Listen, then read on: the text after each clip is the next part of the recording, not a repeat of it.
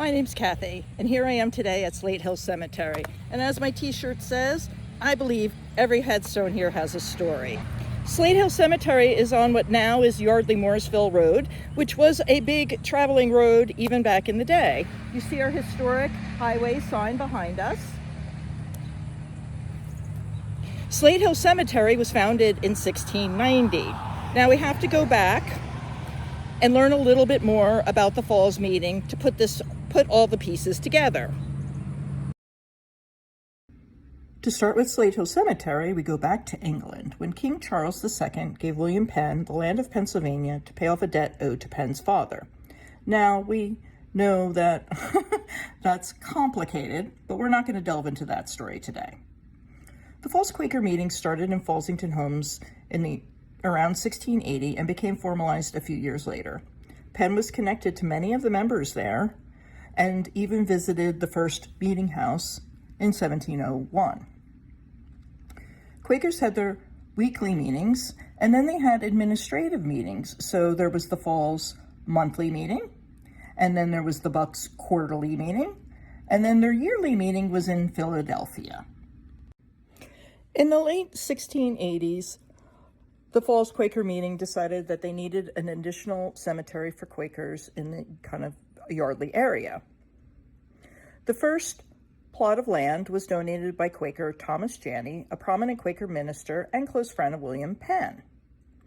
His son later donated the second part of the Quaker side in 1721.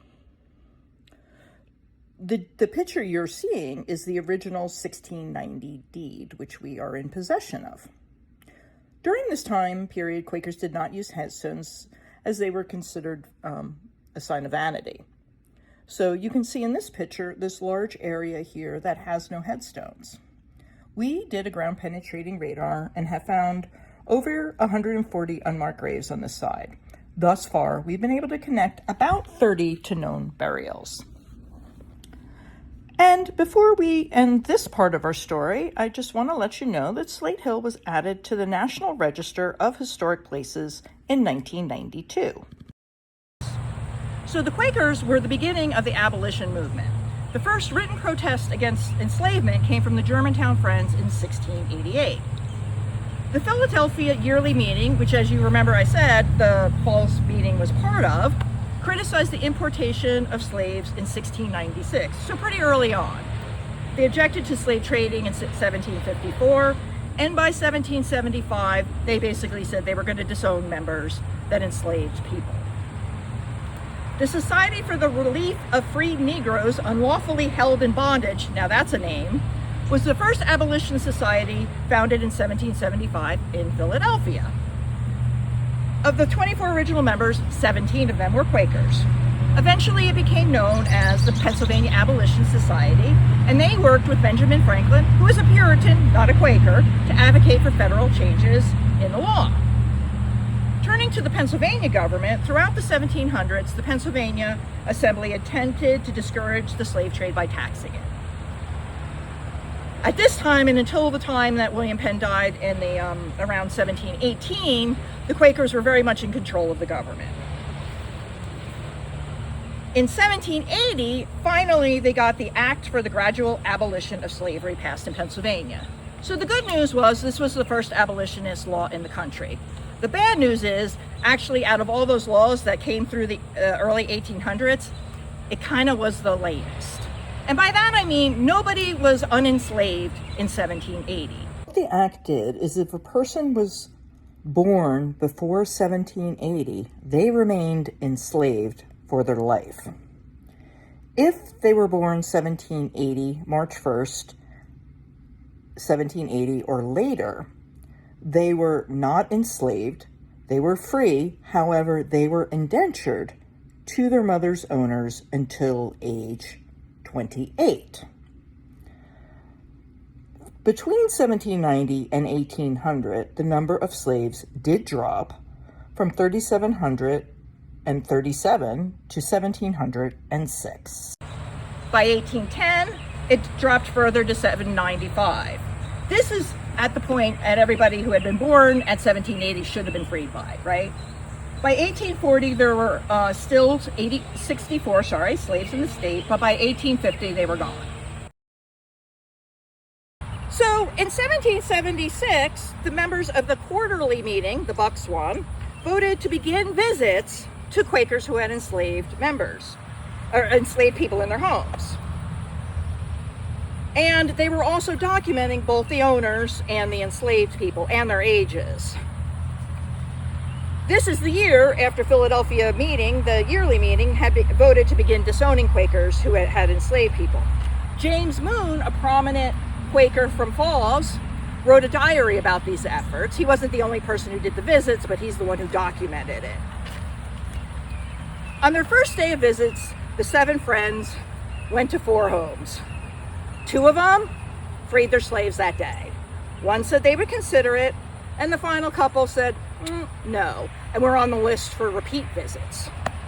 The reason I'm standing in front of this headstone for John Brown Sr. is that one of the places that they visited 4 times over the years was his son, John Brown Jr. For those of you that are local, the AOI Art Center is that was their home and estate. John Brown was visited 4 times. Time 1, no. Time 2, he said, slavery is bad, but maybe I'll free my enslaved adult woman, but did it. The 3rd visit in 1777, John and his wife decided to free Savina Long, the woman that they had enslaved. And on the 4th visit, he freed an adult male, Peter, and 2 children, Hannah and James, but they would be freed at the ages of 18 and 21. So those Quaker visits were quite successful in a lot of matters. One of the other homes they visited in 1777 was Thomas Janney's. Now you remember Thomas Janney, his grandfather gave the land for this property. So he was a grandson. They visited him a while, but he did not ever, free his enslaved that we know of. James Moon kept his diary through 1781, and at that point he said all the Quakers in Bucks County had freed their enslaved. The only thing was there was a few couples where the woman had been a Quaker and married out of the religion, which kind of meant that usually she was disowned, that in a couple of those cases they weren't able to free the slaves. All right, on this side of the fence is what we call the segregated side. The reason we call it the segregated side is the only people that we have documented as being buried here are Black. This piece of land was donated by Joshua Anderson, who actually lived right across the street on a piece of property that was part of the original Janney grants. He was in the Revolutionary War. He donated it in 1788 as a public cemetery. Now, whether it was always supposed to be a Black cemetery or not, that we can't tell. We do know that in 1782, Joshua Anderson did register as having an enslaved person. All right, these are the Ganges brothers. Now, we know we have another Ganges buried here because of the death certificate, but we don't know if he's connected to these 2 gentlemen. Now, we're going to go back to the federal laws, because in the Slave Trade Act of 1794, they passed an act that prohibited the building and outfitting of ships in U.S. ports for the slave trade. So they made it even stronger in 1800, and basically at that point, you could, if you found a slave ship, you could take it over and get a reward. So, in 1800, the USS Ganges captured 2 slave ships and found 137 naked people. They were brought into Philadelphia, and they were in a quarantine center, and a judge ruled that they would be indentured. They would be released to the PA Abolition Society that I spoke about earlier, and then they had a plan to indenture them to different people in the community. The judge also ruled that their last name was all going to be Ganges, after the ship. Mostly, these people were indentured to Quaker families, and they actually had to have a bond and they had to educate them, they had to teach them a trade, and when they left, they had to give them clothing and money. 18 members were placed in Bucks County. We suspect these brothers come from a Samuel that was listed there, but we cannot prove that. We know their father, his name was Samson.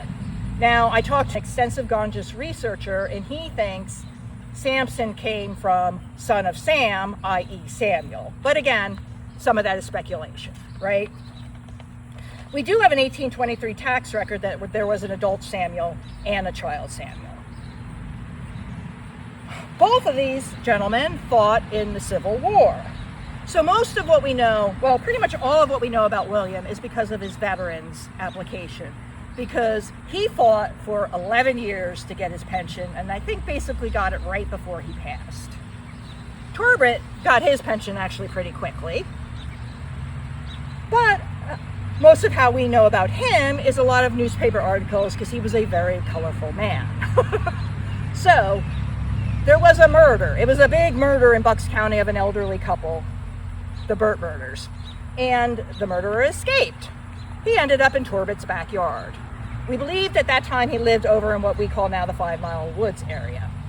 Torbert went to the authorities and told them where he was, and they found him. Now, there was a big reward for this murderer. It was $1,000, and in those times, and Torbert was known to be poor because he was constantly being arrested for stealing chickens and stuff.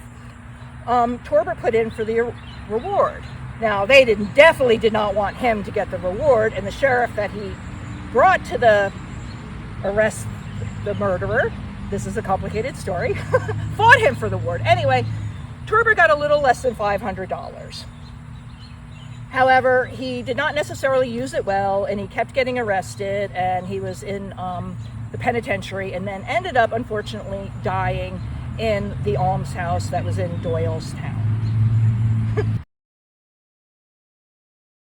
All right, so now we're going to talk more about how the contemporary Quakers influenced this area.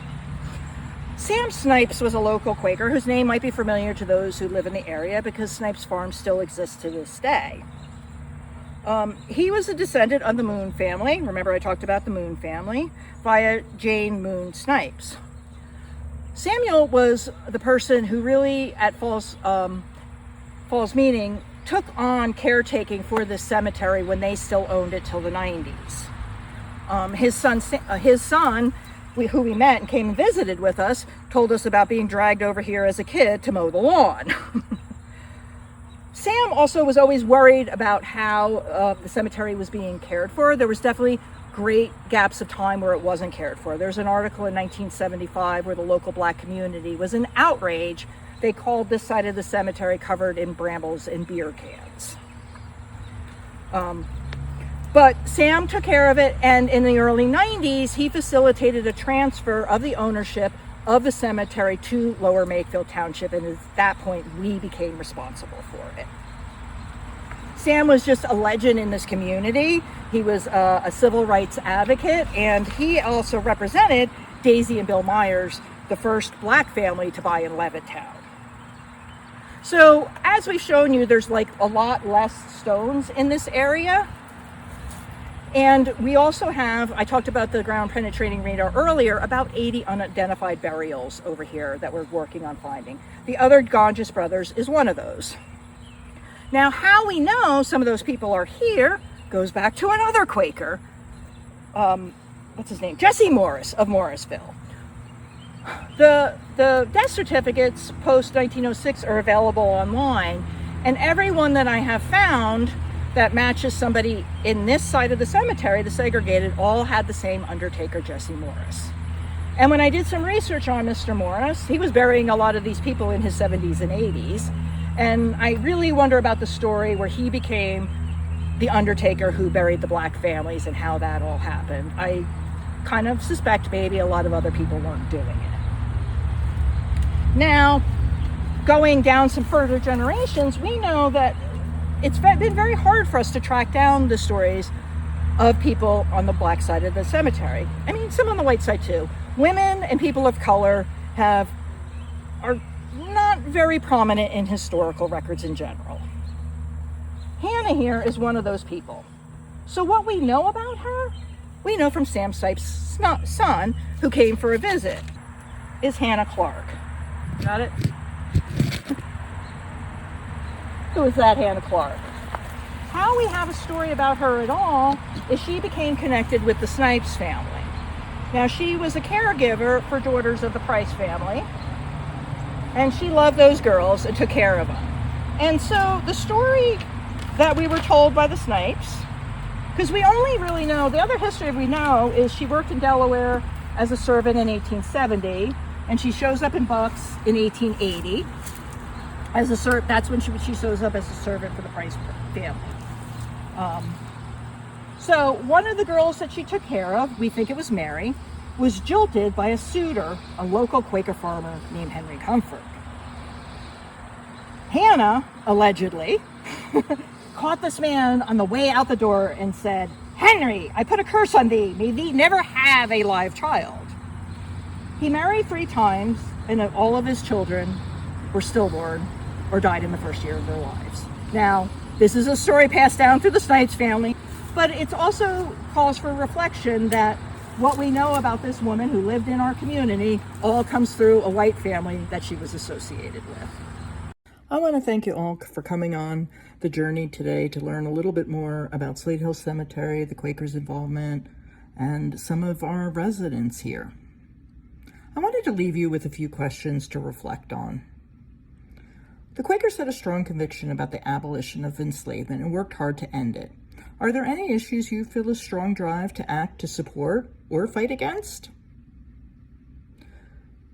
The video also brings up issues around history, how history is told. We rely on records and stories. How do you think that affects what stories get told or do not get told? Thanks again.